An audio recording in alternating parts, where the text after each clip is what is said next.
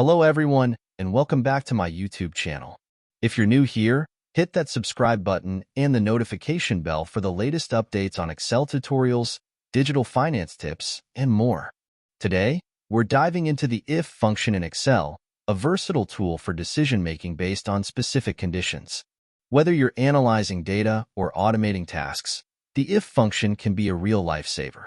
The if function checks a condition and returns one value if the condition is true and another value if it's false. It's like a virtual assistant deciding what to do based on the information given.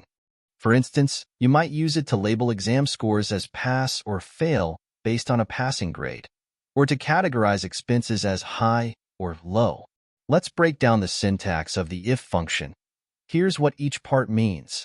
Logical test, the condition you want to test. Value if true, the result if the condition is true, like pass. Value if false, the result if the condition is false, like fail. Here's an example. Suppose we have a list of student scores. We want to label each score as pass or fail. The formula would be equals to if, bracket open, C3, score is greater than or equal to 50, comma, then if value is true then we need pass. So write in double inverted comma and value if false would be fail. This checks if the score is 50 or more. If it is, it returns pass.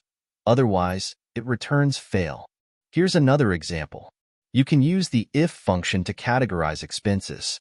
For instance, to categorize items as high or low based on a cost threshold, you might use the formula labels costs above $100 as high and those below or equal to $100 as low. You can also nest if functions to check multiple conditions. However, it's important to manage your syntax to avoid errors. That's a quick overview of the if function in Excel. It's a powerful tool that can help you automate and streamline your data management. If you found this video helpful, please give it a thumbs up and share it with others. Don't forget to subscribe for more Excel tips.